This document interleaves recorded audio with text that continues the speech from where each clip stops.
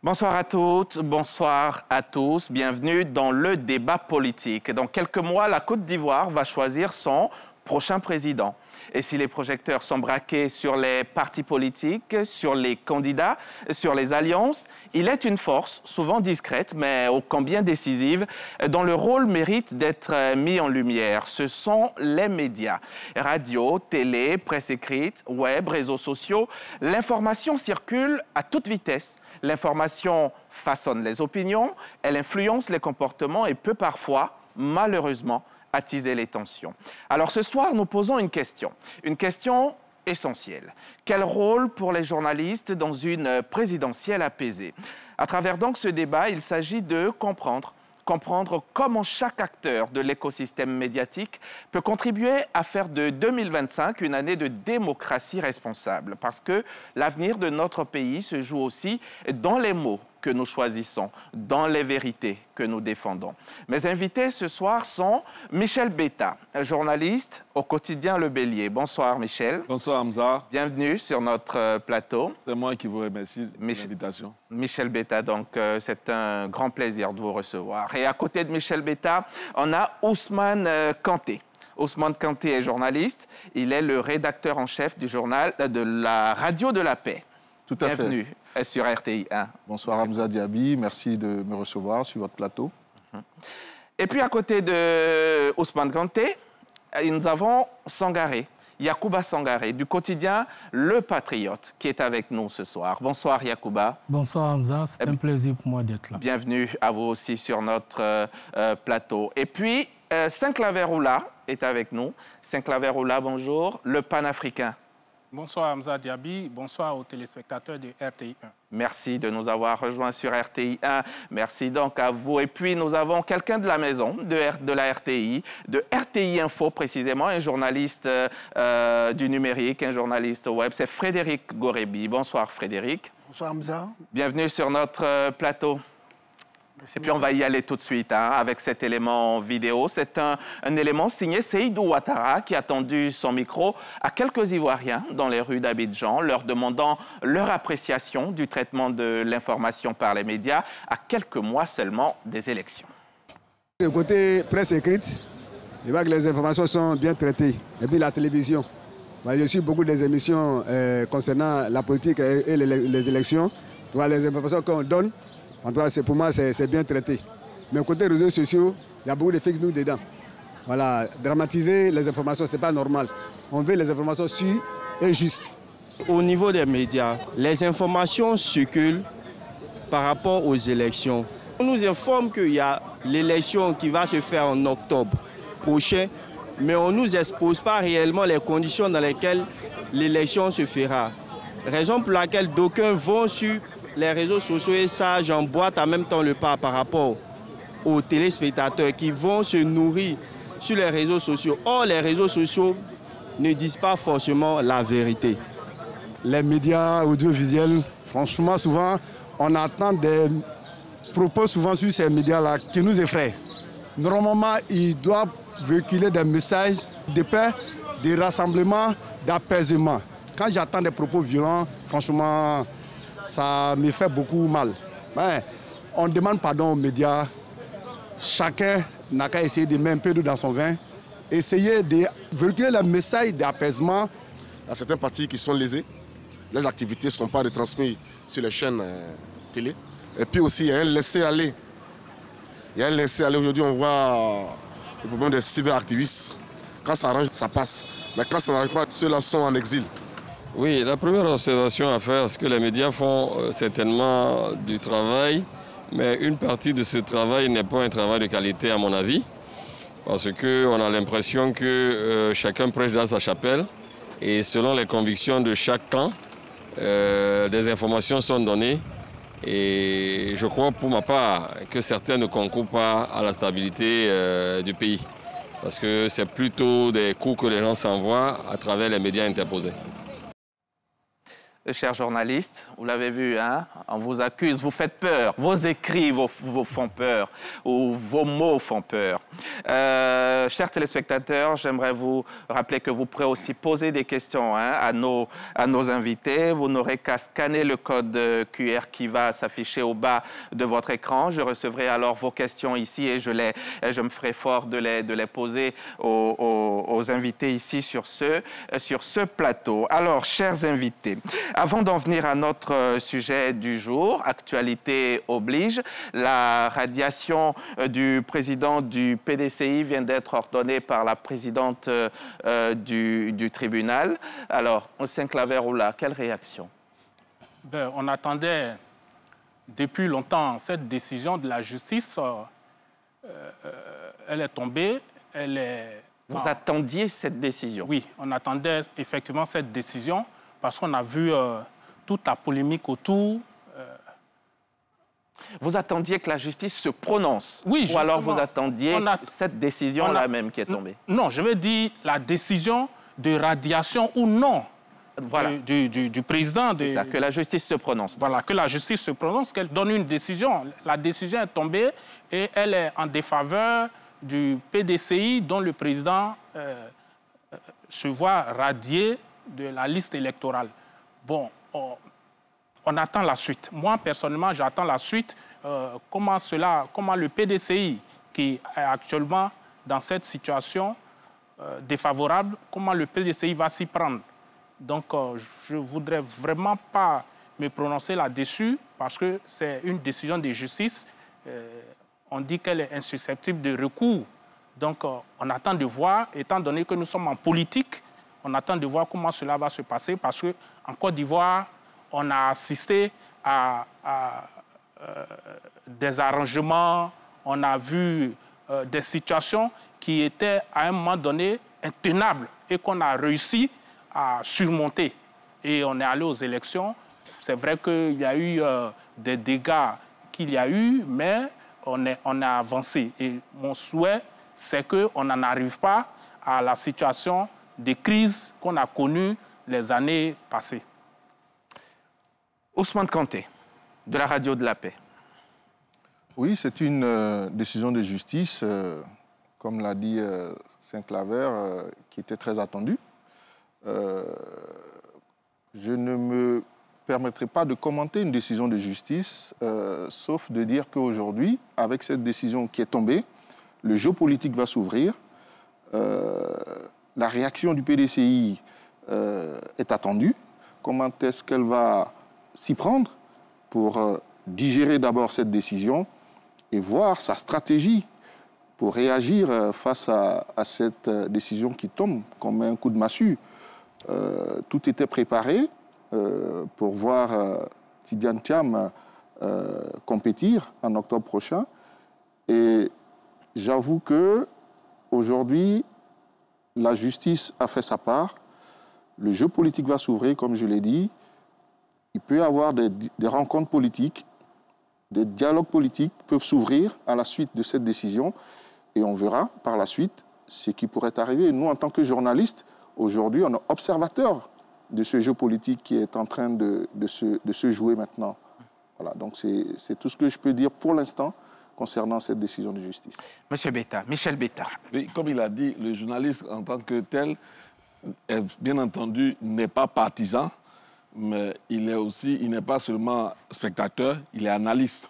Et en ce sens-là, moi, quand je vois cette décision de justice-là, je me dis qu'il fallait s'y attendre plus ou moins, hein, parce que dès que la présidente du tribunal a refusé de délivrer un certificat de nationalité à un Ivoirien, parce que quelques personnes se plaignaient de certaines situations, bon, je crois que c'était vraiment prêter le flanc à cette décision qui, ma part, n'avait pas raison d'être.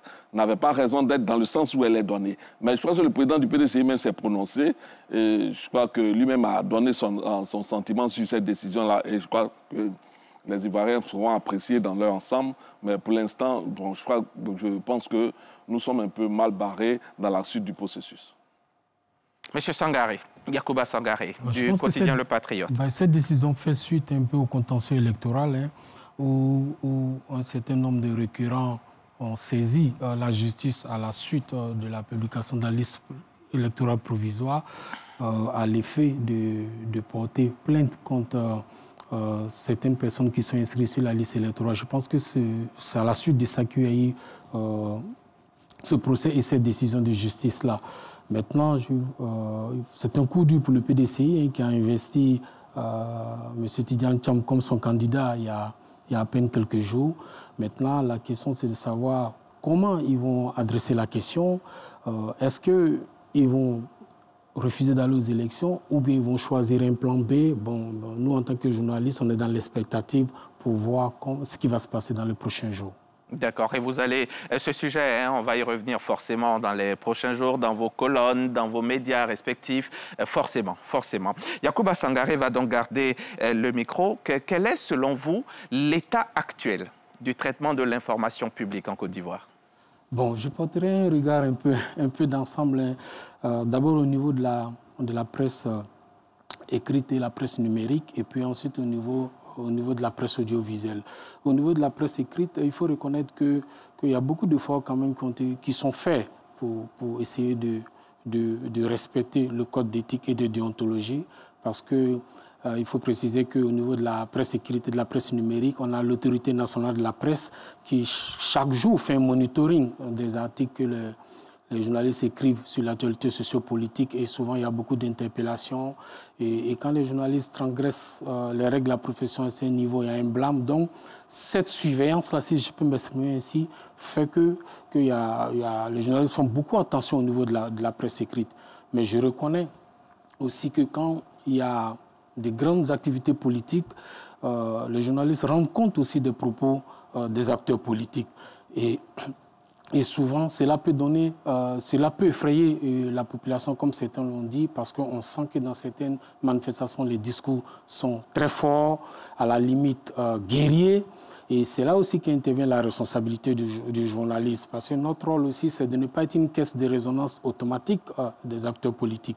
C'est de donner l'information juste vraie, vérifiée. Et ici, on est un journal qui a une ligne éditoriale qui est proche d'un parti politique, c'est aussi de donner l'information avec beaucoup de responsabilités. Donc, ce n'est pas d'accompagner certains acteurs politiques dans la promotion de la haine, des propos virulents. Ça, ce n'est pas notre rôle. Donc, au niveau de la presse, cette régulation fait que les journalistes font beaucoup attention, mais je reconnais que souvent, il y a des propos très forts qui sont rapportés par les médias qui peuvent effrayer les populations. Maintenant, au niveau de la presse numérique aussi, mais c'est surtout au niveau des réseaux sociaux qu'il y a beaucoup de dérives. Voilà, il y a beaucoup de fake news. Et avec aujourd'hui la technologie, les journalistes, malheureusement, n'ont plus la primauté en termes de production de contenu, de production d'informations. Donc, on assiste maintenant à l'avènement de beaucoup de cyberactivistes qui, en général, pour moi, n'informent pas en tant que tels, participent d'une opération de propagande, d'un combat politique pour véhiculer l'idéologie de la chapelle politique qu'ils défendent. Et là, il y a vraiment beaucoup de dérives, beaucoup de manipulations, beaucoup de fake news. Au niveau de la presse audiovisuelle, je pense que là, il y a une liberté de ton. On assiste aujourd'hui à beaucoup de débats contradictoires sur les chaînes de télé où les gens ont la liberté de s'exprimer comme ils le veulent. Je reconnais que souvent, il y a quelques essais dans les débats contradictoires où souvent ça vire aux injures, ce qui n'est pas bien. Là aussi, il faudra faire que ceux qui participent à ces débats-là aussi fassent un peu plus de responsabilité. On peut critiquer, tout est dans la manière de dire. On peut critiquer sans forcément injurier. Et je pense que si vous critiquez avec des arguments pertinents, cela donne du crédit à votre développement, à votre argumentaire, plutôt que d'injurier. Donc, pour me résumer, au niveau de la presse audiovisuelle, il y a vraiment une liberté de ton qu'il faut saluer. Et moi, cette dynamique-là, je la salue. Sauf que maintenant, il faut faire un effort pour peut-être canaliser les débats, pour ne pas qu'on glisse souvent sur les terrains des injures et de l'invective. Voilà, il faut qu'on reste vraiment dans le champ du débat contradictoire d'idées. Ça, dans le bon temps. Vous avez parlé de presse numérique. Nous avons le représentant de la presse numérique sur notre plateau, Frédéric Gorebi. L'état actuel du traitement de l'information en Côte d'Ivoire. Tout à l'heure, vous n'étiez pas prononcé sur le cas du président du PDCI. Vous pouvez le faire en quelques mots et puis nous donner, selon vous, l'état actuel du traitement de l'information en Côte d'Ivoire. Okay, merci Hamza. En ce qui concerne la décision concernant le président du PDCI, j'ai pour habitude de ne pas commenter les décisions de justice, donc je m'en tiens à ce principe-là. Mais la politique, ce que je peux ajouter, c'est que la politique est dynamique. Et c'est la saine appréciation des réalités du moment pour pasticher Augustin Laurent Donat-Follogo. Et donc, peut-être, comme les uns et les autres l'ont dit, ça va s'ouvrir sur un dialogue politique, qui sait. Mais ce que je vais demander, c'est aux partisans et surtout aux journalistes proches des différents bords de ne pas envenimer, de ne pas jeter de l'huile sur le feu. Nous sortons en 2010, 2011, ce n'est pas encore trop loin. Il faut qu'on en tire les conséquences et pour ne pas que nous retombions dans les mêmes travers. Est-ce que dans les faits, ici, en ce moment, aujourd'hui, les écrits, nos mots, nos paroles, est-ce qu'on tire vers ça? On attise le feu? Oui, on attise le feu. Avant de venir ici, j'ai fait un peu une sorte de revue de presse. J'ai vu, ce n'est pas seulement des journalistes, mais des partisans du monsieur Atiam qui sont vraiment dans l'invective, qui sont dans des attaques frontales, qui font des publications incendiaires. Je vais demander de savoir raison garder parce que la politique est quelque chose de dynamique, comme je l'ai dit tantôt. Donc, forcément, on va toujours s'asseoir pour discuter et trouver une solution politique à cette situation-là. Donc, ce n'est pas la peine de vouloir vraiment de ruer dans les brancards pour faire des écrits qui peuvent nous rattraper parce que la PLCC nous regarde, la plateforme de la police, la police sur le numérique nous regarde et donc les écrits peuvent nous revenir en pleine figure et nous être préjudiciables. Donc c'est ce que je peux dire sur cette situation. Revenant maintenant sur le traitement de l'information, comme Sangaré l'a dit, nous n'avons plus l'exclusivité, les journalistes s'entendent, n'ont plus l'exclusivité de la manipulation de l'information, surtout notamment sur les réseaux sociaux.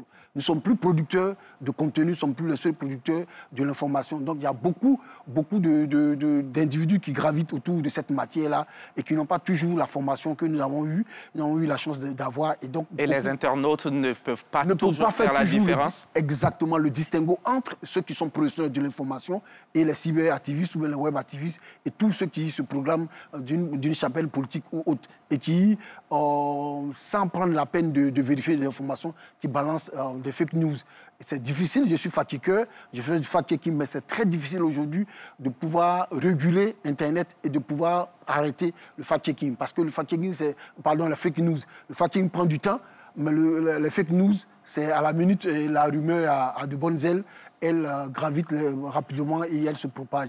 Et c'est vraiment difficile. Et ils sont nombreux ceux qui écrivent sur les réseaux sociaux, comme vous le dites. Mais est-ce que les journalistes eux-mêmes ne sont pas partisans de ce fait-là? Oui, parce que généralement, sur les réseaux sociaux, les journalistes se disent, j'ai interpellé l'un d'entre eux, qui a dit que non, ici, lui, il est partisan. Sur Internet. Sur Internet. Mais il a la qualité de journaliste. Il a la qualité de journaliste. Quand il écrit dans le canal qu'il emploie, il va respecter les règles de déontologie, mais sur le... Est-ce que c'est normal, ça? Non, c'est pas normal parce qu'on ne peut pas faire le distinguo entre le journaliste et le militant ou bien le web activiste d'un parti politique. Parce que les deux personnes sont confondues en une seule. Et donc, c'est vraiment difficile. Donc, c'est aux journalistes de vraiment faire de l'éducation aux médias en donnant de bonnes informations, en essayant de rappeler les uns les autres sur les dérives. Quand vous faites une publication, quelqu'un vient donner une information, vous avez le devoir de lui demander la source. Quelle est la source de son information, d'où il tient les chiffres qu'il vient de mettre sous votre publication. Si vous ne le faites pas, vous participez à choses comme ça, à la désinformation du public et des usagers d'Internet. Les médias d'opposition sont souvent accusés de manipulation, Michel Betta, de provocation. Pourquoi les médias d'opposition? Parce que je peux dire tous les médias sont souvent accusés de provocation, de manipulation, parce que souvent on se trouve avec des médias qui sont devenus presque des caisses de résonance de certaines idéologies politiques. C'est ce qui ne devait pas se faire. Il faut que le journaliste, même dans son essence, comme on lui attribue des missions, au point de vue institutionnel, tel que la Constitution. Vous êtes d'accord que vous le faites tous? Que vous soyez... Ça s'observe dans tous les médias. Est-ce que c'est à faire, justement? Non. Vous savez, moi, je préfère d'abord présenter le tableau. D'accord. Voilà, on présente le tableau. Et maintenant, on dit ce qui doit être fait, qui n'est pas fait. Et puis, je pense qu'à cet effet, les organes de régulation sont là pour interpeller. Sinon, le journaliste, il est bien, pour ceux qui ont suivi les formations qu'il faut pour être journaliste, nous sommes bien en même de dire que les missions du journaliste sont connues. Et comment il doit les exercer, c'est connu. Hein? Aussi bien au niveau de la Constitution que dans les déclarations telles que celle de Windhoek, tout cela a été bien indiqué. Il doit informer objectivement et de façon équitable. Il doit veiller à la pluralité des informations dans son canal. Il doit faire en sorte que ceux qui sont à même de gérer les affaires publiques soient surveillés et ils doivent aussi les éclairer par leurs écrits afin qu'ils prennent les bonnes décisions, aussi bien pour le citoyen que pour ceux qui dirigent. Bon, bref, pour citer quelques points. Donc, je veux dire que tout le monde est au fait de ce qu'il y a lieu de faire. Mais est-ce que cela se fait comme il soit fait? Pourquoi vous ne le faites pas? Vous, que vous soyez de l'opposition ou proche du parti au pouvoir. Pourquoi cela ne se fait pas? Oui. Pourquoi cela ne se fait pas? Il y a plusieurs raisons. Allez-y. Il y a plusieurs raisons qui peuvent justifier cela. Parce que souvent, ce qui se dit souvent quand on fait nos cours d'éducation aux médias, on dit que quand tu lis un média, il faut te demander qui paye l'encre. Voilà, c'est ça aussi, hein, parce que c'est des aspects qu'on oublie. Vous mettez en danger les populations pour faire plaisir à celui qui paye l'encre. Non, mais parce que en fait, le citoyen doit être suffisamment informé. Il doit savoir qu'est-ce qu'il lit, hein, quelle est la ligne éditoriale de ce média-là et comment ça se produit, de sorte qu'il puisse en juger. Parce qu'il faut éclairer sa lanterne. Il faut éclairer sa lanterne pour que lui-même, il prenne une décision. Ce n'est pas de lui donner la décision à prendre, mais lui-même, il doit s'éclairer pour pouvoir prendre. C'est pourquoi j'invite souvent les Ivoiriens à être de ceux qui sont ouverts à tous les médias, pour ne pas se laisser diriger par un seul média. Parce que quand tu n'as pas la contradiction, comment tu te diriges? Le média n'est pas seulement celui qui va te... On dit souvent, il y a des médias même dont on dit la Bible de tel. Non, il faut que les Ivoiriens sortent de cela. Il faut aussi, il y a un effort à faire. Moi, je ne veux pas disculper les populations elles-mêmes. Il faut que chacun prenne sa responsabilité. Parce que tu ne vas pas consommer. Pour consommer, il faut consommer pour t'instruire, pour t'éduquer et pour savoir, pour aiguiser ta notion de critique. Pour les inciter donc à ne pas lire que les journaux proches de leur camp. Il faut qu'ils s'ouvrent. Parce que, vous savez, moi, je suis de ceux qui pensent que personne n'a la science infuse pour diriger les autres. Nous tous, nous devons nous mettre en situation pour apprécier aussi notre part de responsabilité. Parce qu'on ne va pas dire ici aujourd'hui, les journalistes doivent faire ça, ils ne font pas, et puis bon, vous êtes disculpés. Non, vous aussi, vous avez votre responsabilité. C'est pourquoi on vous parle d'éducation aux médias. On vous dit, écoutez, vous avez lu tel média, prenez la peine aussi de lire l'autre afin de vous faire une opinion éclairée. Parce que c'est ça aussi. Vous devez avoir une opinion éclairée. Ce n'est pas nous seulement qui devons vous éclairer. Nous devons vous donner ce que nous avons comme information. L'information qui émane de celui qui paye l'encre. Non, pas forcément, mais de tout le monde. Mais c'est à vous d'en tirer les leçons et d'en tirer les enseignements qui vont avec. C'est ça. Monsieur Sangaré, vous êtes du journal Le Patriote. Qu'est-ce que vous dites du reproche qu'on vous fait? Certains pensent que vous, en tant que média proche du parti au pouvoir, vous biaisez l'opinion publique. Non, je m'inscris en faux contre cette assertion. Et il faut savoir que les règles du métier sont universelles. On peut avoir... Michel l'a dit. Oui, vous savez ce qui est à faire, mais vous ne le faites pas. Je vais vous expliquer.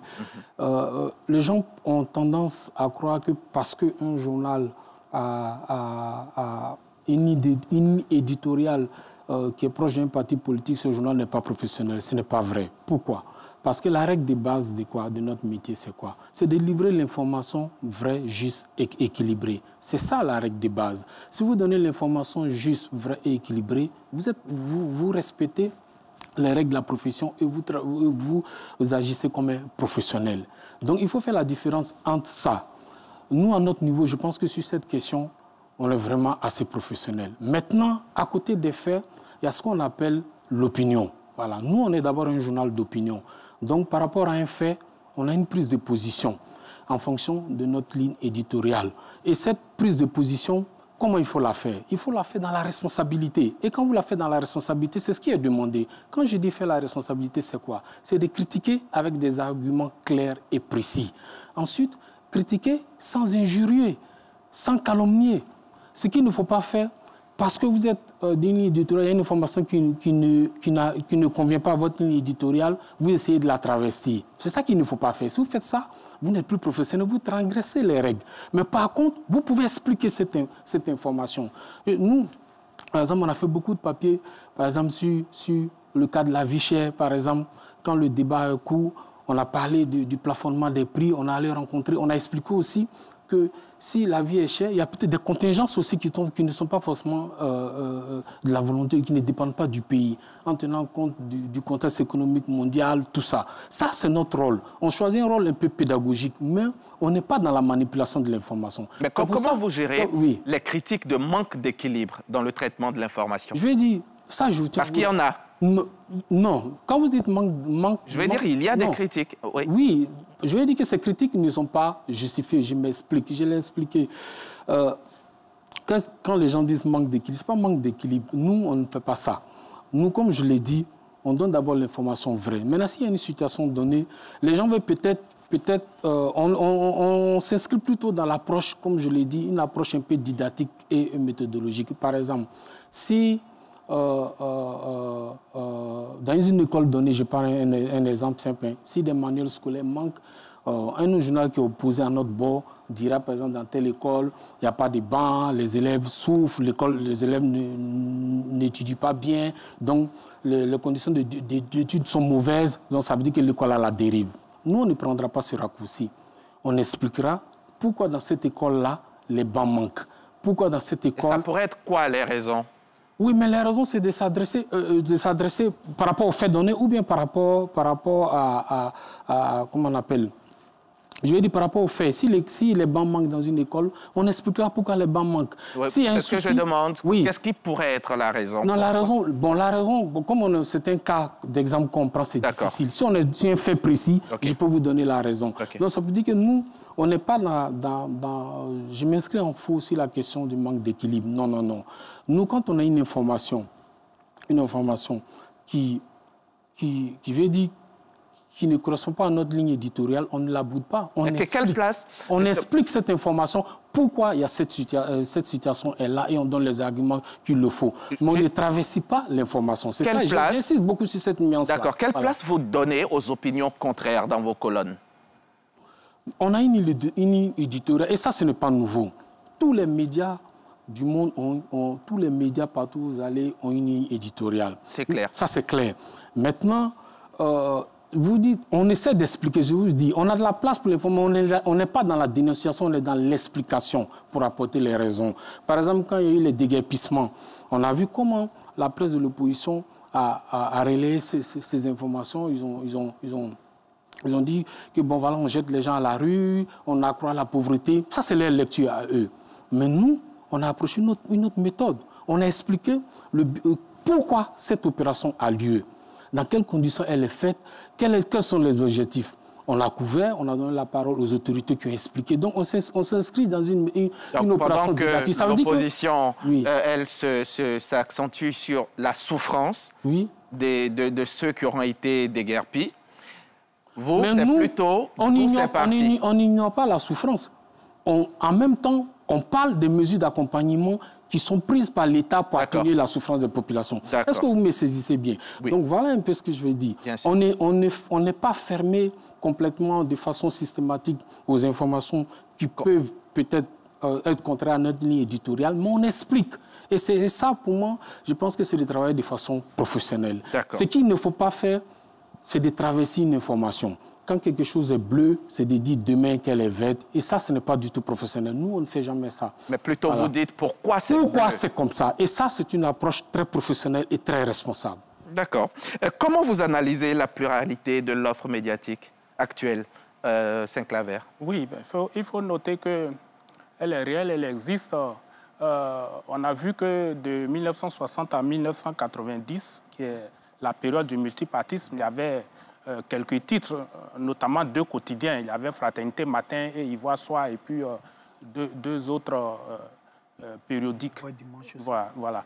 Et donc, après 1990, on a vu vraiment une kyrielle de médias. On a noté autour de 190 par là, qui, au rythme des parutions, plus ou moins disparaissent, réapparaissent. Et puis aujourd'hui, on a vraiment, comme je l'ai dit tantôt, une kyrielle de journaux. Et ces journaux-là, chacun, comme l'a dit tout à l'heure, ont leur ligne éditoriale. La ligne éditoriale, c'est un ensemble d'éléments qui vous distinguent des autres. Je peux dire c'est la carte d'identité de chaque média. Et donc, selon que vous soyez indépendant ou selon que vous soyez proche de tel ou tel groupement économique ou groupement politique, et en fonction de ça, vous traitez votre information. Et il a dit tout à l'heure, il a pris un exemple concernant les déguerpissements et autres. Par rapport à leur ligne éditoriale, ils ont choisi de traiter l'information dans la démarche explicative. D'autres, par exemple, qui sont de l'opposition, parce qu'ils sont proches de l'opposition qui est à la conquête du pouvoir à sa démarche. Donc, je pense que on essaie d'être plus ou moins professionnel. Et quand souvent il y a des dérives, on a des structures de régulation. Il a parlé de l'ANP tout à l'heure, l'Autorité nationale de régulation. Et en ce qui concerne les médias audiovisuels, on a la haute autorité de la communication audiovisuelle. Donc, je pense que la pluralité, elle existe. Elle existe. Est-ce qu'elle a son sens? Elle existe, mais est-ce qu'elle fait... Est-ce que ce qu'elle fait... Est-ce qu'elle fait bien les choses? Oui, mais c'est pourquoi la notion de responsabilité intervient. C'est à nous, les acteurs des médias, d'être responsables dans le traitement de l'info. Il ne faut pas dire ce qu'il n'est pas. Il ne faut pas manipuler l'information. Il ne faut pas travestir l'information. Il faut s'inscrire comme quelqu'un l'a dit tout à l'heure, dans la démarche de l'éthique et de la déontologie du métier.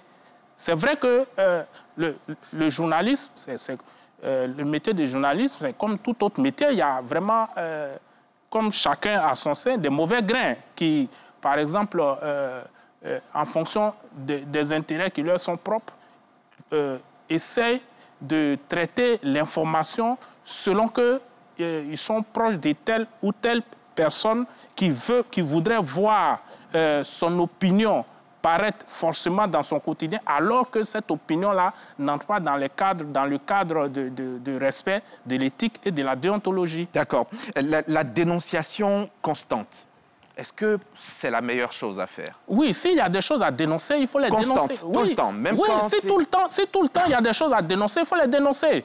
Si, par exemple... Même quand je dis de cette façon, dénonciation constante, c'est même quand ce n'est pas à dénoncer, comme on est de l'opposition, il faut quand même y trouver quelque chose à redire. C'est ce que j'appelle dénonciation constante. Est-ce que c'est le rôle forcément de l'opposition? Ben, bon, ce que je voudrais dire, quand il y a des choses à dénoncer, cela dépend. Il y a des choses, si vous voulez, qu'il ne faut pas dénoncer parce qu'il faut dénoncer. Quand ça enfreint aux règles d'éthique et de déontologie, quand ça choque l'opinion, bon, on peut prendre soin de ne pas le faire ou de le faire d'une certaine manière pour ne pas choquer l'opinion, pour ne pas que cela... mais quand il y a des choses à dénoncer, non, il ne faut pas hésiter, il faut le faire. Ce que j'appelle dénonciation constante, c'est justement, même quand ce n'est pas à dénoncer, on le fait quand même pour être dans son rôle. Oui, mais bon, là, sur ce point, je ne sais pas ce que vous appelez dénoncer, parce que s'il y a, par exemple, une injustice qui se présente, mais si cette injustice est constante, s'il y a à la dénoncer, il faut la dénoncer. Il ne faut pas dire non parce qu'il y a quelque chose, parce que j'ai dénoncé aujourd'hui et qu'il y a un autre fait qui se présente demain ou bien après-demain, bon, je vais arrêter de dénoncer. Il faut dénoncer jusqu'à ce que l'injustice qui se présente là change et qu'on passe à autre chose. Le rôle du journaliste web dans un contexte électoral, c'est lequel? C'est le même rôle comme le journaliste des autres supports. Sauf que chez vous, l'information, ça va vite. Oui, chez nous, l'information va vite, mais on a aussi la chance de pouvoir corriger l'information. C'est-à-dire que sur un site Internet, on a la possibilité d'apporter un correctif pendant que on peut faire évoluer l'information. ce qui n'est pas dans les autres médias. Et ça, c'est un aspect que beaucoup ignorent. Aujourd'hui, si vous donnez une information, si elle évolue, vous pouvez faire évoluer l'information sur le site web ou bien sur la page Facebook, vous avez la possibilité de modifier. Donc, on a la même responsabilité. Pour revenir, c'est que la presse ivoirienne, elle a ce que j'appelle, elle a hérité de choses, la colonisation. Parce qu'avant la colonisation, le premier journal a été édité en 1906. De 1906 jusqu'en 1935, ça c'était le colon. Et en 1935, c'est les Ivoiriens qui ont édité leur premier journal.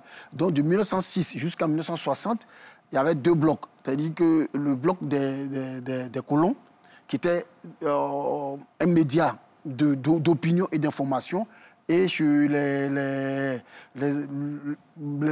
Ivoiriens, il y avait ce qu'on appelle le bloc d'opinion, mais de combat. Et donc, ça n'a pas changé. Même quand il y a eu la transition de 60 à 90, ou sous le parti unique, mais depuis le 3 mai 1990, quand nous sommes revenus au multipartisme, c'est toujours le même, le même scénario. C'est-à-dire que c'est les journaux portés par les partis politiques. Avant l'indépendance, c'était les journaux aussi portés par les partis politiques. Il y en avait plusieurs. Quand on a eu l'indépendance, on a fédéré, on est devenu un parti unique, et c'était la pensée unique. Mais à partir de 90, c'est devenu, il y a eu la pluralité, et c'est porté par les partis politiques. Donc, c'est des journaux d'opinion et de combat. Ça n'a pas changé. Et donc, pour ceux qui sont au pouvoir, c'est d'accompagner le pouvoir, c'est de dire tout ce que le pouvoir fait est bon. Et ceux qui sont dans l'opposition, comme vous l'avez dit tout à l'heure, Hamza, c'est de noircir le gouvernement. Toutes les actions du gouvernement, qu'elles soient bonnes ou mauvaises, elles sont noircies. On ne trouve pas quelque chose de bon à redire. Il faut noircir. Mais est-ce que c'est leur rôle? Non, ce n'est pas leur rôle. De venir saluer, d'applaudir les actions. Non, mais on peut saluer si une action du gouvernement, elle a une portée nationale, elle a, comment on appelle ça, un impact social. Si on salue cette action-là, ça ne nous enlève pas le statut de journaliste d'un journal proche de l'opposition. Ah bon? Voilà. Ça fait de vous plutôt un professionnel. Michel Betta. Oui, moi, ce que je constate, c'est que, bon, je veux attirer l'attention de mon co-débatteur ici, Sangaré, qui présente son canal comme celui qui éclaire, et les autres, c'est comme s'il faisait un procès aux autres organes. Mais les autres aussi éclairent, les autres aussi donnent l'information, les autres essaient tant bien que mal de justifier aussi les faits. Parce qu'il ne faudrait pas penser que comme tu justifies dans le sens qui arrange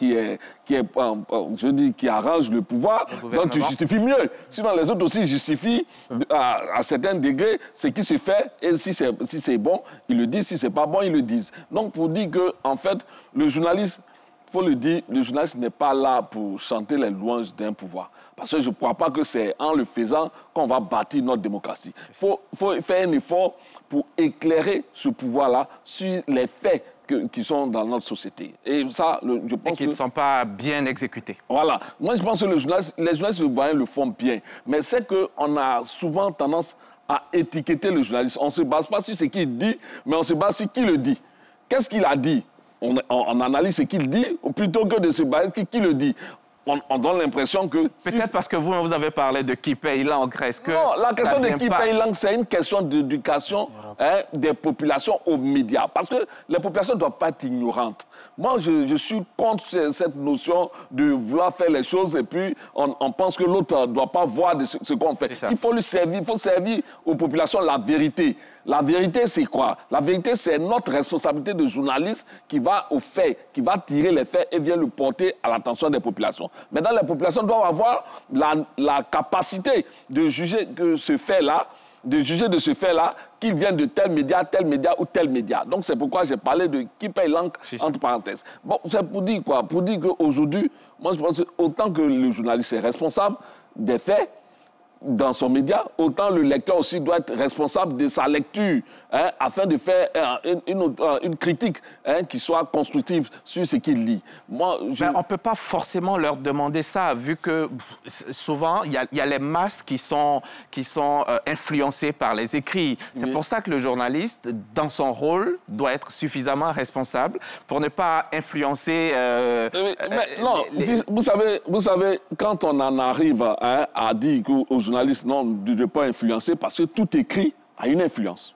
Tout écrit a une influence. Même quelle que soit la nature de l'écrit, il a une influence. Ouais. Moi, je pense que c'est à nous aussi, nous, populations, hein, parce que je me mets aussi souvent à leur place, d'ouvrir leur esprit critique à ce qui leur est servi. Parce qu'on ne peut pas te servir quelque chose que tu consommes comme si toi-même tu n'as pas de balise. Il faut avoir aussi une ligne rouge dans laquelle tu ne tombes pas. Quand je prends un peu souvent certains médias, je veux même dire certains médias qui ont à un certain moment divisé le pays en deux. Certains médias qui ont fait des choses même impensables ici. Mais ils ont été suivis par une certaine classe de personnes.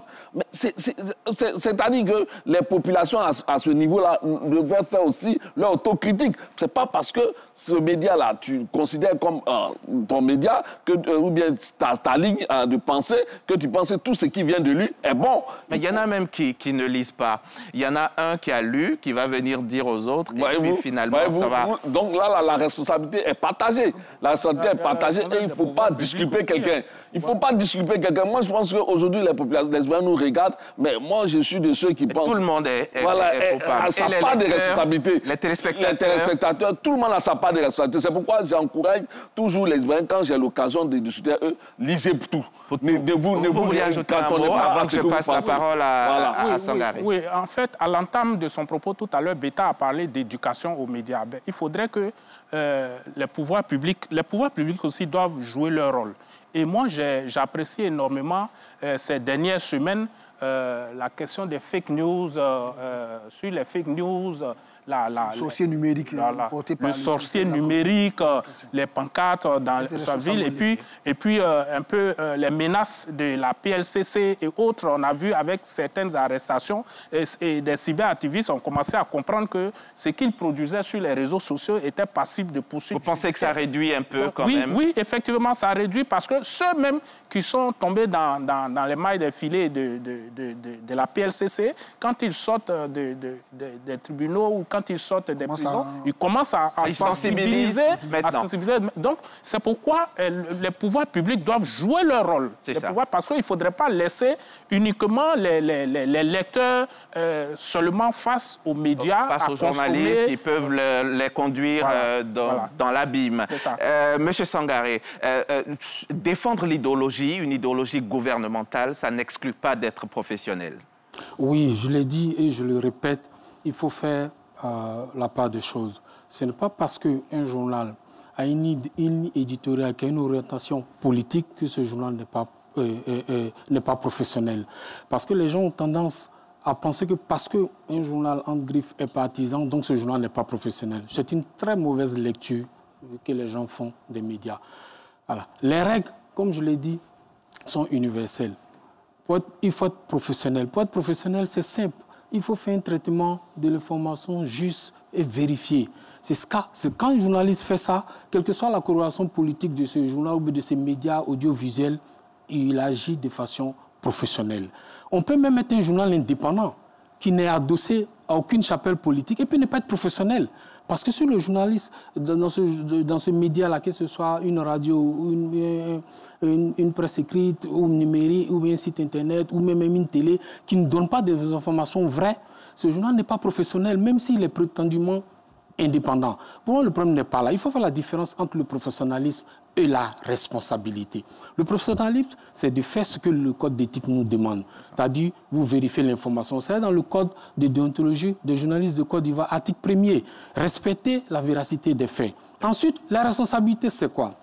Et puis d'abord, pour un journal qui a adossé à une ligne éditoriale, comme nous le faisons, et je l'assume, on a une démarche très professionnelle. Et c'est pour ça qu'on a ce crédit Pourquoi? Quand il y a un fait, on donne le fait et puis après, on fait les commentaires. Les commentaires, c'est ça que j'ai dit qu'on est un journal d'opinion. Les commentaires, c'est la distance que le journaliste prend par rapport à un fait. Et là, il livre son opinion en fonction de sa culture, en fonction des éléments d'appréciation de ces faits qu'il a. Et c'est ce qu'on fait. Et vous le remarquez, et les commentaires, ils sont tous là, ils le savent dans notre métier. On dit les faits sont sacrés, les commentaires sont libres. Monsieur Kanté. Donc, il ne faut pas juger quelqu'un sur la base d'un simple commentaire. Maintenant, dans le commentaire qu'on fait, on respecte aussi, je vais dire, le code de déontologie parce qu'on est responsable.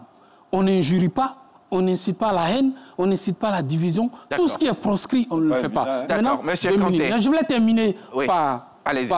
Il a fait allusion à la Côte d'Ivoire qui est divisée. Je sais qu'implicitement, il fait allusion aux patriotes.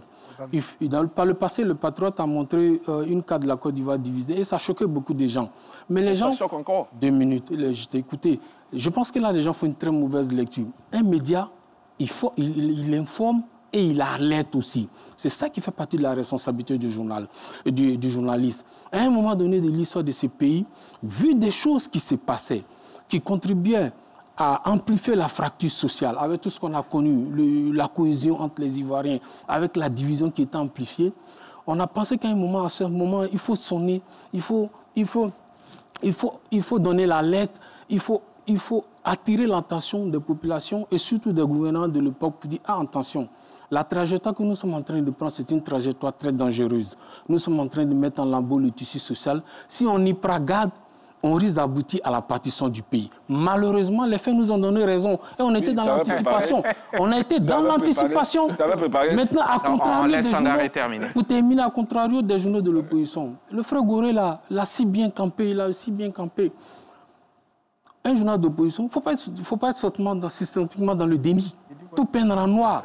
Et ça, pour moi, ce n'est pas de la responsabilité. Mais ce n'est pas leur rôle de vous applaudir, non? Oui. Leur rôle, ce n'est pas d'accompagner le pouvoir, mais on peut critiquer de façon objective avec des éléments d'appréciation clairs et nets. Mais il y a dans beaucoup de cas, c'est pour ça qu'il y a les interpellations au niveau de l'autorité de la... J'ai l'impression qu'il s'est blanchi et puis il condamne les autres. Alors qu'il peut être condamné aussi. Dans beaucoup de cas... Qu'est-ce que vous lui reprochez? Laisse-moi finir. Allez-y. Non, dans beaucoup de cas, il y a beaucoup de manipulations. Mais pourquoi tu vois la manipulation, c'est l'opposition? Tu peux voir aussi la manipulation dans les journaux du pouvoir. Allez-y. Voilà, parce que... Laissez Bétail y aller. On a compris à peu près. Il y a beaucoup de manipulations, donc il ne faut pas qu'il mélange les choses. Il fait beaucoup d'amalgame. Moi, on n'est pas venu sur ce plateau pour faire une opposition systématique des journaux plus d'opposition. Non. On va essayer d'éclairer. On est là pour éclairer. Des choses qui ne sont des contre-vérités. D'accord, bien sûr. Il faut qu'on rétablisse la vérité. Et je voulais terminer, si vous le permettez, qu'on fasse la différence. Et je l'ai bien dit, j'insiste dessus, entre le professionnalisme et la responsabilité. D'accord. Toutes les dérives qu'on a vues là, c'est rapidement. Qu'est-ce que vous vouliez dire? Il faut l'assumer. Non, il faut le dire.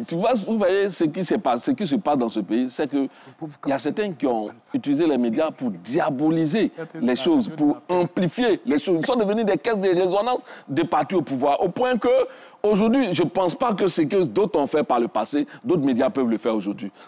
Imaginez-vous, quand tu parles d'alerter à l'opinion au point de diviser le pays en deux, vous pensez que quelqu'un peut se permettre ça aujourd'hui? Même s'il a une alerte à donner au pouvoir, tu penses que c'est de cette manière qu'il va le faire? Il ne peut pas le faire ainsi, parce que l'ANP va te sanctionner. Aujourd'hui même, nous ne sommes même pas permis de publier les sondages. Mais on l'a vu par le passé, certains l'ont fait. Donc c'est pour dire quoi? Pour ne pas que quelqu'un cherche à se blanchir. C'est que notre responsabilité a été totale à un certain moment. Aujourd'hui... Tous les médias. Voilà, tous les médias, même ceux qui se prétendent aujourd'hui défenseurs du pouvoir.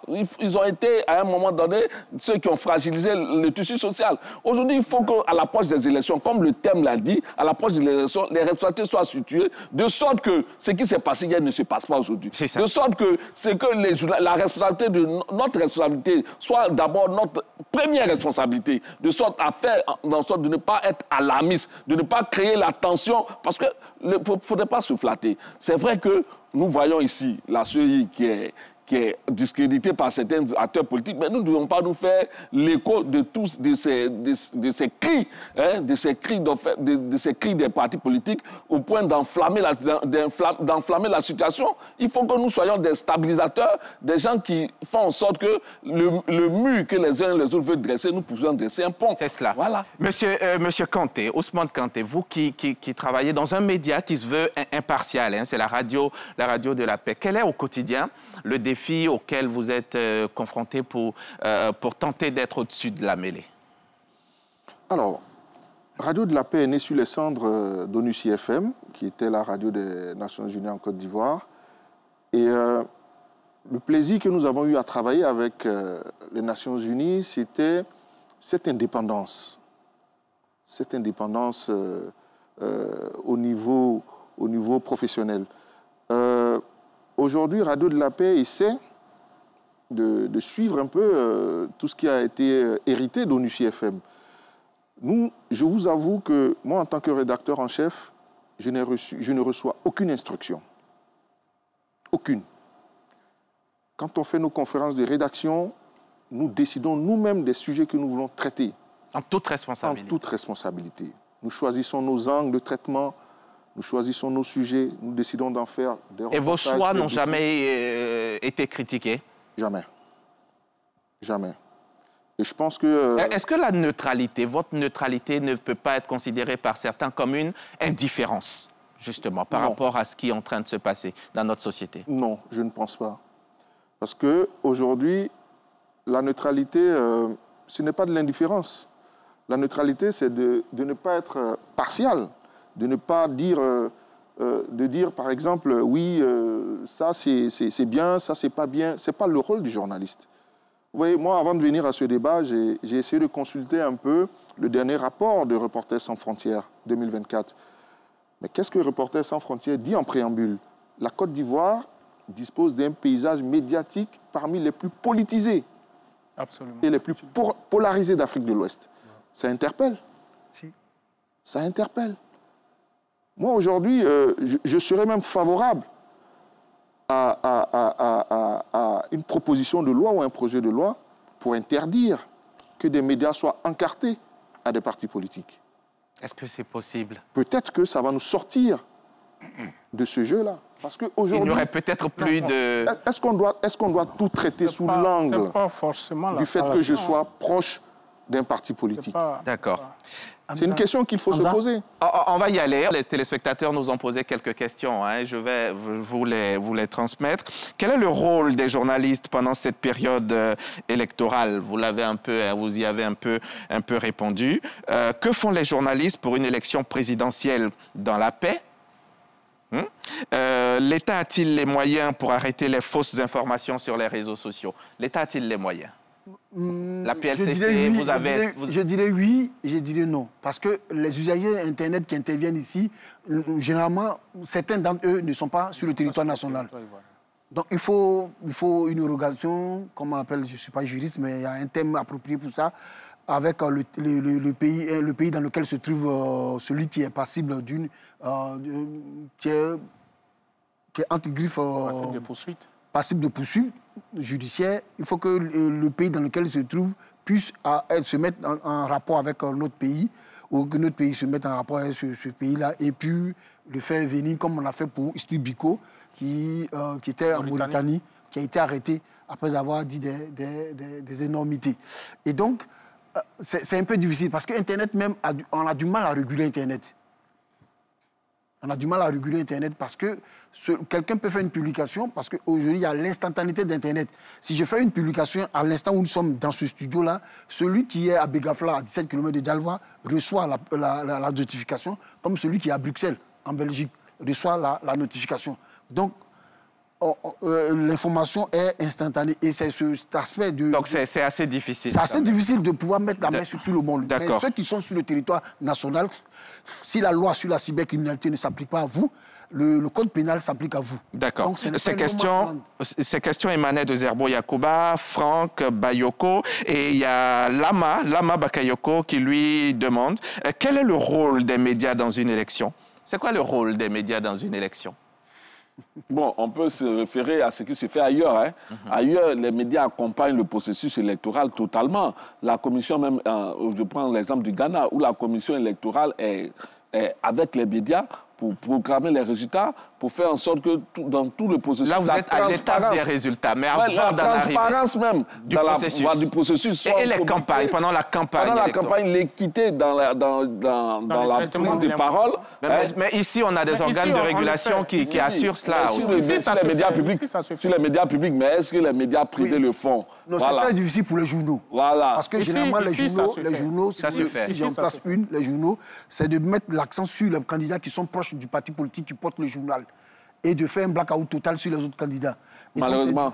Sinon, au niveau de la RTI, de Radio Côte d'Ivoire, de RTI 1, le temps d'antenne est équitablement réparti entre les différents candidats. Bétard, dernier élément et puis on avance. Allez-y, Sangaré. Non, sur cette question, c'est les médias de service public qui sont astreints au devoir d'équité vis-à-vis des différents candidats. Maintenant, quant aux autres organes, notamment du secteur privé... L'ANP joue aussi son rôle. L'ANP joue son rôle. Pour accompagner, moi, je voulais répondre, comme je l'ai dit, j'insiste toujours sur la responsabilité. D'accord. Alors, pour pouvoir défendre nos candidats, c'est-à-dire quoi?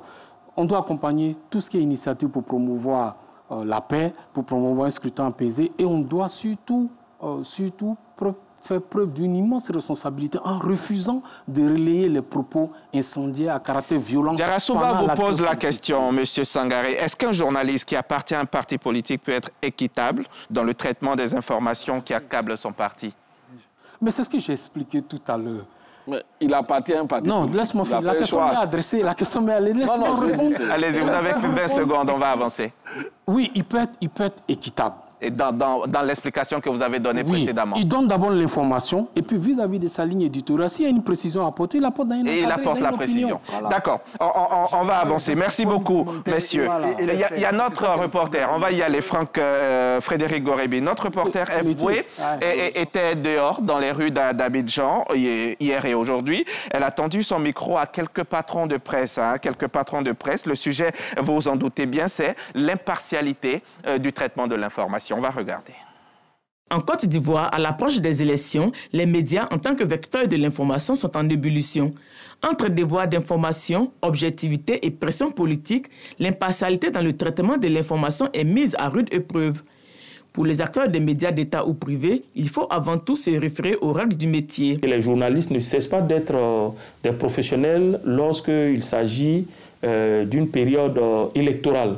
Seulement que, compte tenu de la sensibilité de la période, on demande d'être beaucoup plus attentif, beaucoup plus observateur et applicateur des règles qui régissent notre métier.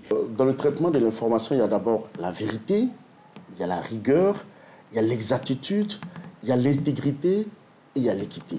Tant qu'une information est mauvaise, automatiquement elle aura une répercussion sur la vie des populations. Dans un système où vraiment il y a de la concurrence, mais pour nous, c'est de dire quand nous donnons une information, il faut qu'elle soit la plus juste possible. A priori, il ne devrait pas avoir un traitement spécial pour une période électorale et un traitement spécial pour une période non électorale. La déontologie est claire, les faits sont sacrés, les commentaires sont libres. Se conformer aux faits et rien que les faits, mais dans la pratique, on dénote plusieurs obstacles à l'impartialité, entre autres les pressions politiques, l'autocensure par crainte des représailles, l'accès inégal à l'espace médiatique, le manque de formation des journalistes sur la couverture électorale équitable. La prolifération des fake news et autres dérives médiatiques impactent aussi le secteur. C'est le plus grand défi auquel nous sommes confrontés parce que beaucoup d'informations nous parviennent. Beaucoup d'informations sont diffusées sans la moindre vérification. À notre niveau, ce qui est recommandé, c'est de vérifier toute information avant de la diffuser. En période électorale, le rôle des médias est fondamental. Ils doivent informer les citoyens sur les programmes et les intentions des candidats, garantir l'équité entre les partis politiques, prévenir la désinformation et la manipulation de l'opinion publique, renforcer la confiance dans le processus électoral. En cas de dérapage, les organes de régulation doivent agir. Ça, c'est un reportage signé Eve Boué. On va en suivre un autre reportage. Celui-ci est signé Siaka Kone. Notre reporter nous fait l'historique de l'évolution des médias en Côte d'Ivoire ces 15 dernières années. On va regarder. Des temps forts ont marqué l'évolution du secteur des médias en Côte d'Ivoire. Avant 1990, le secteur était caractérisé par un monopole d'État. Au niveau de la presse papier, Ivoire Dimanche, Fraternité Hebdo et Fraternité Matin avaient pignon sur rue. Quant à l'audiovisuel, toujours dans l'ère du parti unique, Radio Côte d'Ivoire et la télévision nationale ont contribué à informer, éduquer et divertir la population ivoirienne. Il est vraiment à souhaiter que les médias interviennent dans le sens d'apporter plus l'apaisement que d'attiser les haines, que d'attiser la violence, que de faire écho des propos haineux, des propos belliqueux, des propos dangereux. Le 3 mai 1990, le retour au multipartisme a donné lieu à une floraison de titres. C'est le printemps de la presse avec des organes pour la plupart adossés à des partis politiques. De nombreuses dérives sont alors enregistrées. En septembre 1995, l'ouverture des premières fréquences radio sur la bande FM est une réalité, ce qui a donné naissance à des radios communautaires et des radios privées commerciales. Plus de 200 fréquences enregistrées à ce jour. Nous essayons de faire en sorte que ces radios-là fassent en sorte de respecter la loi. Parce que nous voulions sur un cahier de charge qui nous est donc transmis à la signature de la convention par la haute autorité de la communication audiovisuelle avant Conseil national, avant CNCA. Et donc c'est sur cette base-là que nous travaillons. Et au quotidien, nous essayons donc de faire comprendre aux radios-là que nous voulions dans un monde où il faut respecter la loi. Des chaînes internationales ont également fait leur entrée sur la bande FM. Fin 2018, la libéralisation de l'espace audiovisuel tant attendu va donner naissance à 4 nouvelles chaînes de télévision privées. Celles-ci viendront agrémenter le quotidien des Ivoiriens. Dans la même veine, l'on assiste à un usage massif du numérique. La presse papier s'incline au profit de la presse en ligne, des réseaux sociaux et des web TV. L'environnement des médias a connu ces dernières années une évolution rapide dans son ensemble, rendant le secteur aussi bien dynamique, attractif que sensible. Saint-Claver-Oula, que pensez-vous de la formation continue des journalistes en période électorale, par exemple? Oui, mais c'est très important. Il faut multiplier les formations des journalistes, il faut attirer leur attention, il faut les sensibiliser, parce que la période électorale, elle est très délicate. Il faut multiplier. Est-ce que vous parlez là à leur patron, au patron de presse, ou alors eux-mêmes, chaque journaliste doit en prendre la responsabilité, se faire former?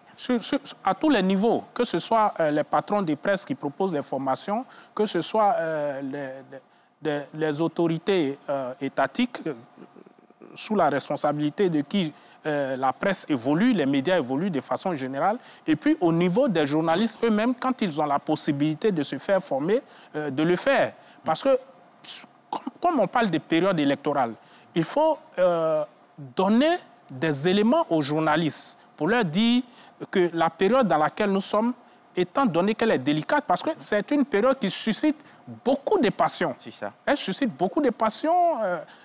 On a plusieurs candidats qui sont là, qui visent la présidence de la République. Et donc, de part et d'autre, il y a les passions. Et surtout, comme il a dit tout à l'heure mon confrère Kanté, il a dit que le rapport des RSF dit ouvertement que la situation est véritablement polarisée. Donc, quand on en arrive là, il faut vraiment prendre des dispositions. Chez vous, par exemple, Beta au Bélier, comment vous traitez les informations incendiaires, les informations sensibles, par exemple, de certains... Bon, d'abord, il faut dire que... Saint-Claver-Oula, vous êtes au panafricain, pas au Bélier. Oui, mais il faut d'abord dire que, vous savez, les informations viennent de partout maintenant. Tout à l'heure, quelqu'un a parlé de Facebook. C'est vrai, Facebook peut être une source d'informations. Il peut y avoir des informations qu'on prend ici et là, mais ce qui est nécessaire, c'est de pouvoir vérifier ces informations-là qui nous parviennent. Et c'est là que se trouve, comme on le dit, la responsabilité du journaliste. C'est là qu'on doit faire preuve de professionnalisme. Est-ce que l'information que nous avons, qui nous parvient, est-ce que cette information-là, elle est crédible ou non? Et c'est là que c'est très, très important. Et donc, si tu as affaire à une fake news, que tu l'as fait paraître, bon, il y a des organes de régulation, jusqu'à même à la justice qui sont là pour... C'est ça. 2010-2020, Ousmane Kanté, ou chacune des crises que la Côte d'Ivoire a connues, est-ce que vous pensez vous qui faites partie, qui travaillez dans un média de service, un média indépendant, est-ce que vous pensez que les médias ont failli à ces moments précis? Oui. Oui, moi je le dis parce que le journaliste est d'abord le garant de la démocratie. C'est important. On a des devoirs, on a des droits. Est-ce qu'on peut se permettre de tout relayer? Il y a eu des propositions, des propositions dans ce sens. Ouais. Est-ce qu'on peut se permettre de tout dire sans tenir compte du contexte social, sans tenir compte de la cohésion sociale, sans tenir compte de la paix, du climat de paix qu'il faut préserver? Est-ce que le journaliste peut tout se permettre? Il faut adresser ce genre de questions, surtout dans la période électorale, pour permettre à chaque journaliste de connaître, de savoir ses limites, ce qu'il doit faire, ce qu'il ne doit pas faire. Est-ce que vous, à votre niveau, vous préparez votre rédaction à la période électorale? Bien sûr.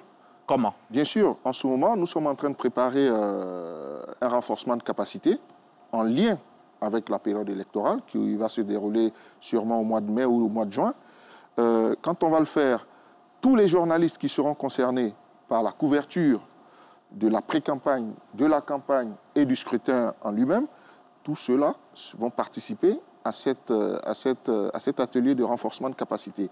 Et on va passer au peigne fin tout ce qu'il y a à mettre comme ingrédient au service d'un journaliste afin d'assurer convenablement cette période électorale. Et je pense que c'est très important. D'accord. Monsieur Sangaré, comment on peut éviter les amalgames entre communication politique et information, justement? Oui, ça excusez-moi, c'est l'expérience, la culture et le professionnalisme du journaliste qui peut permettre d'éviter cela. Alors, parce qu'il est clair que le journaliste a l'obligation d'abord d'informer. Ensuite, dans une période de campagne, effectivement, la frontière est très mince entre donner l'information, surtout pour ce qui concerne les activités politiques, et puis ensuite, ce que je pourrais appeler la campagne ou la propagande politique. Pour les journaux, par exemple, les organes, les médias, par exemple, qui ont une ligne éditoriale proche des partis politiques, là, la trajectoire est connue déjà, hein, donc c'est donner l'information, mais c'est en même temps accompagner l'idéologie, les idées, le message que véhicule le parti. Mais tout ça doit se faire dans la responsabilité. Et c'est ce que j'insiste. Et Ousmane Kanté l'a dit, si la presse, et je ne le nie pas, depuis 1990 avec le président de la presse à un moment donné a joué un rôle néfaste, justement, dans les différentes crises qu'on a connues. Elle a contribué... Qu'elle soit de l'opposition ou du parti au pouvoir. Parce qu'elle a malheureusement, elle s'est substituée malheureusement aux politiques à un moment donné. Elle est même devenue les bras séculiers des acteurs politiques. Mais ça ne s'arrête pas. On a l'impression que ça continue. Non, mais il y a beaucoup de changements quand même.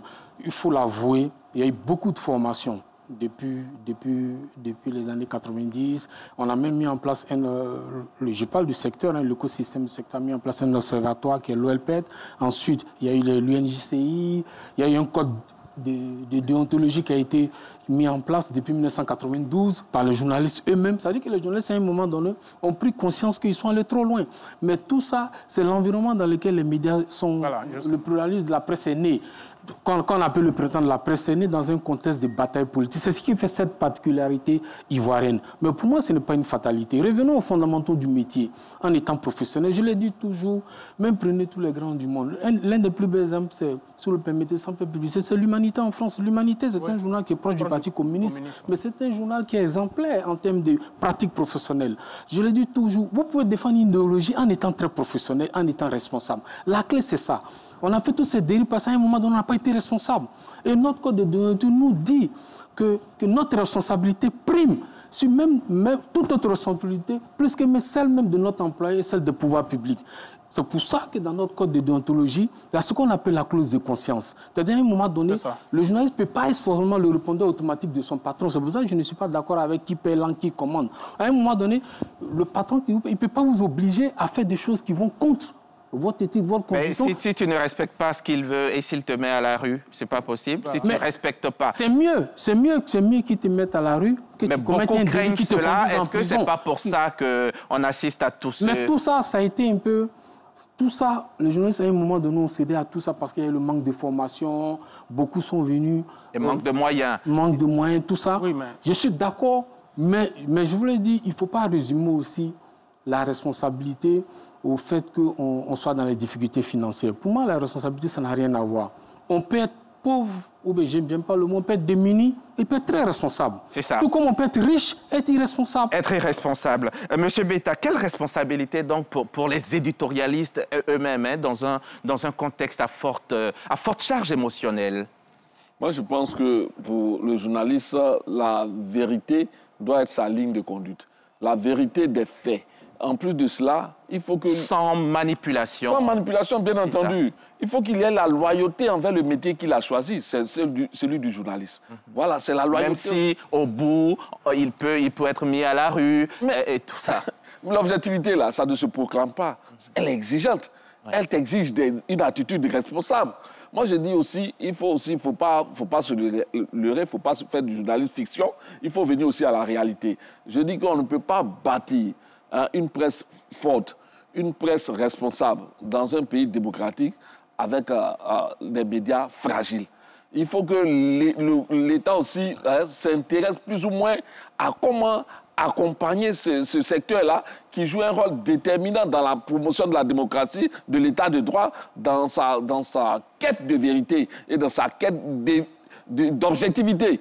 Il faut que les structures qui ont été mises en place pour accompagner les médias jouent aussi pleinement leur rôle. Parce que qu'est-ce qu'on constate à l'approche des élections, à l'approche d'une structure aussi cruciale, quel accompagnement les médias ont pour jouer pleinement leur rôle?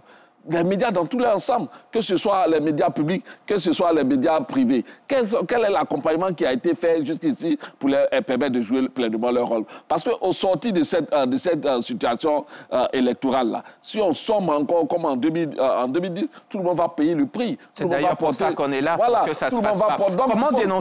Comment dénoncer les dérives du parti au pouvoir sans verser forcément dans la désinformation? Mais c'est ce que nous essayons tous de faire. C'est ce que nous essayons tous de faire. Nous essayons d'éveiller la conscience ou bien d'attirer la conscience de ceux qui nous dirigent sur certains impairs. Mais moi, je l'ai dit en entrée. J'ai dit, souvent, quand tu dénonces la vérité, on ne cherche pas qu'est-ce que tu dis, mais on sait qui l'a dit. Oui, ça fait qu'on a l'impression que si tu lui dis, c'est que tu n'es pas objectif. Mais attendez, l'objectivité là, est-ce que tu as lu l'information qui est là? Est-ce que tu ne te sens pas dedans? Tu as des voies de recours, si tu te sens diffamé. Tu as des voies de recours au niveau de l'ANP. Aujourd'hui, moi, je pense qu'il faut accorder plus de place aux journalistes. Parce que, avec les organes de régulation que nous avons aujourd'hui, le journaliste fait plus attention dans le traitement de l'information que par le passé. C'est pourquoi j'interpelle encore les autorités. Il faut accompagner, s'il y a des structures pour accompagner les médias à cette période électorale, il faut qu'elles accompagnent. Il faut qu'elles accompagnent sur tous les plans. Il ne faut pas qu'elles laissent les médias à leur comme sort. Dans la formation. Voilà, dans la formation, dans le financement. Dans le financement, tout. Pour qu'on passe cette période-là sans difficulté et que le journaliste puisse assumer pleinement son rôle. Si chacun joue son rôle, les médias aussi doivent continuer à être responsables, professionnels. Frédéric Gorebi. Je voulais dire, par rapport à ce que Yacoub a dit, tous les médias ont été cloués au pilori par tous les accords concernant dans la résolution de la crise, des différentes crises ivoiriennes. Absolument. Tous les médias, quel que soit leur bord, du 15 au 23 janvier 2003 à Lilian Makoussi, les médias ont été présentés comme ayant exacerbé les tensions et participé à la déchirure du tissu social. Accra, Pretoria 1, 2, Ouaga, toujours les médias ont été vraiment pointés du doigt. Ça, c'était hier, et justement, oui, on veut que... D'accord. Mais est-ce qu'on a tiré les leçons? Parce que la formation en 2010, avant les élections, il y a eu une formation des patrons de presse et des correspondants de presse. Mais ça a accouché d'une... Aucunement. Les gens ont jeté aux orties tout ce qu'ils ont eu comme formation. Ils sont devenus, comme le dit si bien Sangaré, des bras séculiers. Ils sont devenus des sofas de leurs partis politiques respectifs. En 2015, moi j'étais dans la société civile et on a fait la formation des journalistes. En 2020 également. Mais quand la période électorale arrive, on oublie tout. On oublie tout. Et comment ça se fait? Pourquoi? C'est ça qui est le drame. C'est ça qui est le drame. Oui, mais moi, je pense qu'il y a une réponse à ça. Les acteurs des médias ne sont pas isolés quelque part dans un monde qui est différent. Ils sont dans un environnement. Oui, mais ils sont dans un environnement. Ils sont liés quelque part à un parti politique. Attendez. Ils sont dans un environnement. Ils sont arrimés pour certains à des partis politiques. Et puis, il y a des choses qui se passent. Mais en fait, la question qu'on aurait posée, c'est que est-ce que les acteurs politiques, est-ce que les acteurs à qui les médias sont arrimés ont tiré les leçons du passé? C'est-à-dire ceux dont tu parles. Est-ce que ceux-là... Parce qu'en fait, c'est eux qui influencent les médias. Oh, non, les médias, est-ce qu'ils doivent se laisser influencer? Oui, mais bien sûr, c'est la question fondamentale qui est adressée à tout le monde. Parce que les médias... On va terminer sur cet axe avec Frédéric Gorebi. Est-ce que vous avez un protocole chez vous, à RTI Info, un protocole anti-désinformation? Exactement. On a un groupe WhatsApp. Quand on a une information, celui qui a l'information met dans le groupe et on commence à récupérer. Parce qu'on a appris à l'école source unique, source nulle en journalisme. Donc, on recoupe l'information. Je vais vous donner... Il y a je ne vais pas citer, parce qu'on ne cite pas ses contemporains, un doyen de la presse qui a dit que l'autre était décédé, paix à son âme, Zadi Kessi, était décédé. En ce moment, il n'était pas décédé. Et il a mis ça sur sa page Facebook et les gens ont commencé à relayer. Et donc, nous, quelqu'un m'a interpellé, moi j'ai mis dans le groupe, et mon chef de service de Ouattara Lassine a dit son neveu est mon ami. Et donc, on a appelé, il a dit non, que le vieux n'est pas décédé, il est à la maison ici, c'est vrai qu'il ne se porte pas bien. Et nous, on a fait le poste. Mais les gens nous ont insultés pour dire que c'est pas vrai. Et le cas Ménécré aussi. Voilà, le cas Ménécré. Et donc, mais à la fin, on a eu raison parce qu'il n'était pas décédé. Et donc, le protocole, c'est d'être sûr, parce que nous avons pour habitude de dire que nous sommes un média de consolidation. Nous ne sommes pas dans la course au scoop. Quand RTI Info parle, ça doit être chose qu'on appelle ça faire tâche d'huile. Donc, nous sommes dans un média, dans une position de consolidation. Donc, nous, on prend le temps et il n'y a pas de gloire à annoncer le décès de quelqu'un en premier. Il n'y a aucune gloire à en tirer. Donc, voilà. Donc, nous sommes un média de consolidation parce que nous sommes le média de service public. Si on parle, il y a plein d'exemples que je peux dire, mais... D'accord. Voilà. On va encore suivre un élément vidéo. Nos reporters se sont rendus notamment au CNDH-CI et à la ACA. On va suivre. La première recommandation que je ferai pour le court terme, on peut dégager un consensus, on peut s'accorder sur le fait que pour les élections, le monde médiatique soit déconnecté du monde politique. Il faut tout faire pour que, dans le cadre de ces élections-là, les journalistes aient des moyens pour ne pas accéder à l'information partisane, partielle et partiale. Vous savez, la responsabilité sociale du journaliste est grande dans le maintien de la paix et de la cohésion. Et le journaliste doit éviter de nuire aux individus et aux groupes. Il doit respecter la dignité humaine, le socle des droits de l'homme et la diversité. Ce qui suppose de bannir dans toutes les productions médiatiques les discours qui stigmatisent ou les discours incitant à la haine, à la division et à la violence. Il faut également que les médias collaborent avec les institutions et la population. D'ailleurs, je salue les efforts de la ACA pour la charte des réseaux sociaux qui promeut, entre autres, l'intégrité et l'exactitude de l'information pour une citoyenneté numérique positive. Pour des élections apaisées, la ACA invite à un traitement professionnel de l'information en respectant scrupuleusement les textes qui régissent le secteur de la communication audiovisuelle et le code de déontologie du journaliste en Côte d'Ivoire. Les acteurs de médias ne doivent publier que les informations dont l'origine, la véracité et l'exactitude sont établies. En outre, les médias audiovisuels, qu'ils soient de service public ou privé, doivent notamment veiller au pluralisme des opinions sur leurs antennes en mettant un accent particulier sur l'équité et l'équilibre de l'information. Ces médias doivent également veiller à l'exercice du droit de réponse lorsqu'une personne est mise en cause. Ils doivent veiller au respect des règles de courtoisie dans les émissions de débat et ne devraient pas hésiter à rappeler au besoin les règles déontologiques en cas de dérapage. La courtoisie dans les émissions de débat, hein, comme ce soir ici, sur notre plateau. La RTI, hein, on est ouvert à chaque fois à ce genre de débat pour que chacun puisse s'exprimer. Alors, l'ANP, l'AAK, assurent le monitoring. Hein. Ils assurent le monitoring indépendant du contenu de presse pendant, avant ou même après les élections. Mais ça n'empêche pas forcément ce qui arrive. Qu'est-ce qui explique cela? Oui, mais il y a un aspect aussi qu'on oublie souvent, c'est que les journaux paraissent, les journaux sortent comme des petits pains. Il faut empêcher cela?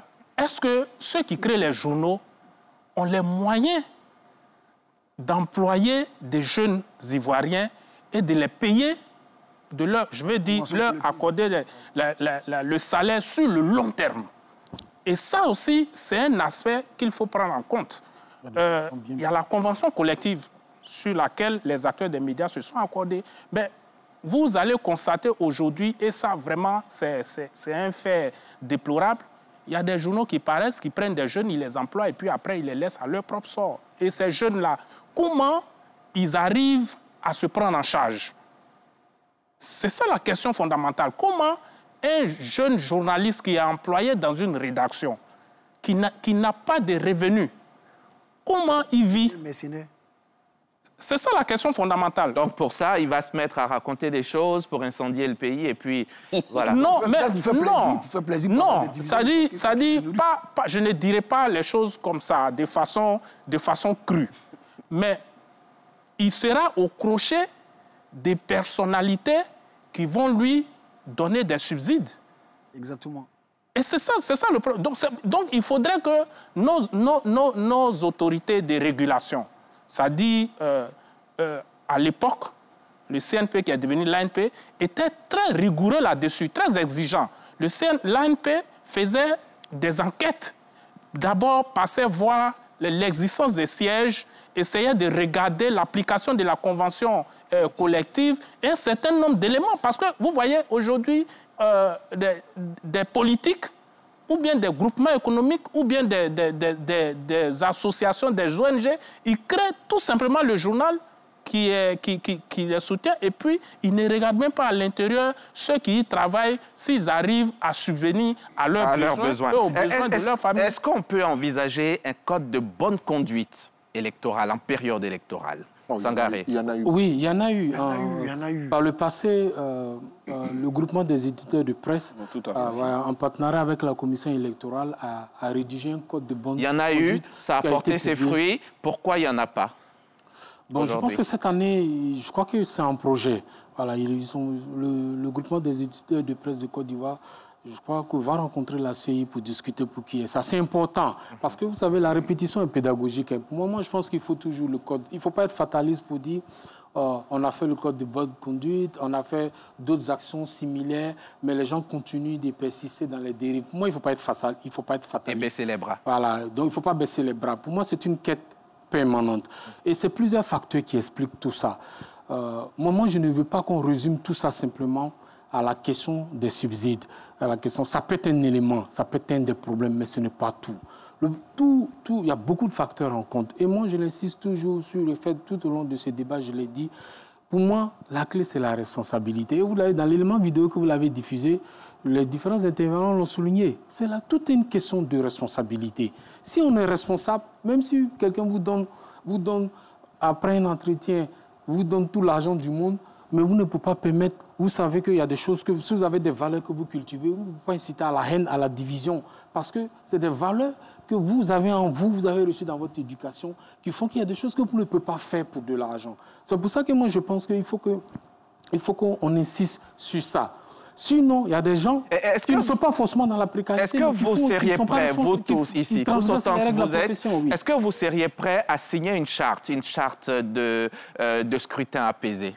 Oui, Ben moi oui, je pense ben qu'on est oui, tous mais- partants pour ça. La paix, Voilà. n'a pas de Parce que la paix n'a pas de prix. Vous êtes tous de bonne volonté, vous avez tous envie que vos écrits changent, soient orientés vers un moment de paix, mais malheureusement, dès demain, je crains même que les choses ne continuent. Mais pourquoi?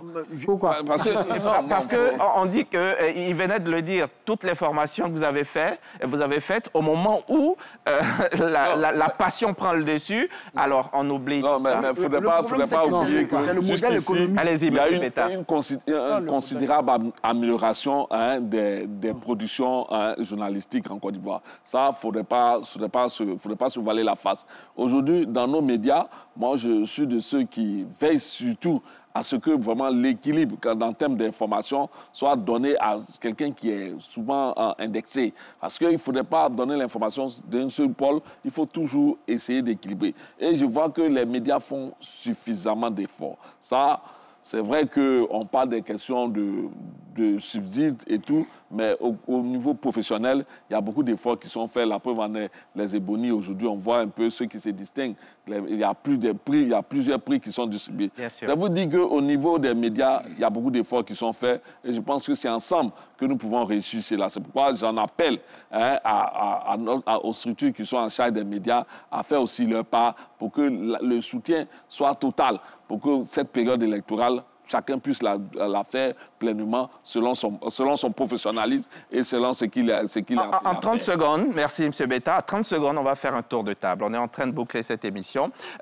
Quelle est la contribution essentielle que doit offrir le journaliste pour une présidentielle apaisée? 30 secondes pour chacun. Tour de table. On va y aller avec Frédéric Gorebi. C'est d'abord être, comme Sangaré l'a dit, responsable, c'est-à-dire obéir parce que notre métier est codifié. Il y a des règles, des devoirs, et des droits et des devoirs qui sont inhérents à ce corps de métier. Donc, il faut s'en tenir. Être vraiment artisan de paix. Parce que c'est les vivants qu'on informe. On n'informe pas les cadavres. Et ça, je veux dire que les uns et les autres doivent comprendre que c'est pendant la période de paix qu'on peut faire du journalisme et être comme l'allégorie de la porte, parler avec ceux qui sont au pouvoir et parler à ceux qui sont à bout derrière rails. C'est-à-dire qu'on a le seul métier qu'on peut faire ça. Et donc, il est important de prendre la mesure de notre responsabilité dans la société. Que serait une société sans information? Est-ce qu'il existe des outils numériques que vous recommanderiez, par exemple, à tous ceux qui nous suivent pour vérifier l'authenticité des informations? Oui, bon, l'information aujourd'hui avec l'IA, on peut savoir si cette phrase ou cette publication elle est vraie ou fausse. Mais ce qui est important, c'est les vidéos. Généralement, c'est les vidéos et les photos qui sont extraits de leur contexte et qui sont présentés comme des prétextes pour pouvoir désinformer les gens et appeler. Parce que quand on désinforme, on souhaite que celui qui reçoit l'information puisse réagir. On attend une réaction de sa part. Et généralement, cette réaction, c'est vers la violence qu'elle part. Et donc, les outils, c'est Google, la recherche de l'image renversée de Google Lens, on peut vérifier une photo, l'authenticité d'une photo. Et si vous mettez l'application simplement, ça va vous rediriger sur la première publication si la photo a été déjà existée sur Internet. D'accord. Pour ceux qui ont envie d'en savoir encore un peu plus, ils peuvent contacter RTI Info. Hein. Frédéric Gorebi, nous avons 5 laveurs au large. Vous allez nous dire votre contribution. Quelle doit être la contribution essentielle que doit offrir le journaliste pour cette présidentielle-là qui arrive, une présidentielle apaisée en 2025? Il faut faire preuve d'honnêteté. Vous voyez, dans l'exercice de notre métier, il faut être honnête. Même quand vous êtes dans l'opposition, que vous devez traiter l'information, il faut être honnête. Même quand vous devez dénoncer, quand vous devez faire une analyse, il faut être honnête. Il faut le faire. Il ne faudrait pas vraiment produire des fake news. Il ne faudrait pas se laisser manipuler. Vous savez, moi, personnellement, quand je dispose d'une information, qu'elle est crédible et que je suis convaincu qu'elle est crédible, je vais jusqu'au bout. Et ça a été le cas en 2009 dans l'affaire de la publication du scandale sur la filière café-cacao. quand dans mes investigations, j'ai eu le réquisitoire du procureur de la République, Tchimou, quand on s'est retrouvé en comité de rédaction et qu'on a effectivement, on a été convaincu que c'était vraiment une bombe, on n'a pas hésité. On s'est mis à publier et puis malheureusement, on a été mis en prison, on a été arrêté, mis en prison. Mais après, au bout, on a gagné notre procès avec 5 avocats de façon bénévole qui se sont constitués, qui sont venus nous défendre au tribunal et on a gagné notre procès. Donc, on va garder l'honnêteté. Voilà, il faut être convaincu de la véracité. Vous écrivez. Merci Saint-Claver. Allez-y, M. Sangaré, très rapidement, 30 secondes. 30 secondes. Pour moi, il faut revenir aux fondamentaux, être professionnel, informer juste, donner l'information juste et équilibrée, et ensuite être responsable et ne pas franchir la ligne rouge. C'est-à-dire, il ne faut pas qu'on soit l'écho des discours de haine, des appels à la violence, des appels au tribalisme. Il faut que le journaliste soit responsable pour ne pas être vraiment celui par qui ces messages-là doivent passer pour créer des violences. Merci Sangaré. M. Kanté. Alors moi je dirais tout simplement le devoir de pouvoir informer librement, sans aucune pression, que ce soit politique ou d'un groupement d'intérêt économique. Et ça permet aux journalistes donc d'éviter de basculer dans la désinformation, dans la manipulation de l'information. Et je sais que c'est des pièges qui sont difficiles à éviter, notamment en période électorale, et de nombreux journalistes se sont laissés avoir par ce genre de situation. Et pour terminer, je dirais que le journaliste doit avoir de la loyauté que pour le citoyen. D'accord, des éducateurs citoyens. Monsieur Betta, pour boucler. Moi, je pense qu'aujourd'hui, nous sommes à 6 mois des élections. Il faut que le journaliste soit plus, je veux dire, fidèle au peuple. Il faut qu'il se sente vraiment investi d'une mission par le peuple et non par ceux qui nous dirigent. Il faut qu'il fasse preuve de professionnalisme parce que, je ne vous dis pas, ce que nous devons préserver, c'est la paix sociale. Nous devons par tous les moyens préserver cette paix-là, la seule paix dans laquelle nous pouvons exercer notre métier et apporter le meilleur de nous-mêmes à ce pays-là. Merci. Donc vraiment, pour moi, c'est le peuple qui est notre garant et notre sol. Merci Betta, merci Kanté, merci Sangaré, merci Gorebi et merci Oulaf, Saint-Claver-Oula. Merci beaucoup. Merci. Ce soir, au-delà des échanges parfois vifs, ce que nous avons entendu, c'est une responsabilité partagée. Une responsabilité qui pèse sur chacun de nous, sur chaque plume, sur chaque micro, sur chaque caméra. En période électorale, les médias sont à la fois témoins et relais, et parfois même arbitre de la vie démocratique. La vérité ne doit donc pas être une arme, mais un rempart.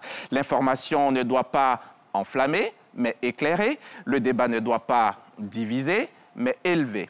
À l'aube de cette élection qui est capitale, faisons tous le choix de la responsabilité, du professionnalisme et de la paix. Parce qu'une Côte d'Ivoire stable, ce ne doit pas être qu'un rêve, c'est une exigence. Merci d'avoir été avec nous. À très bientôt sur le débat politique.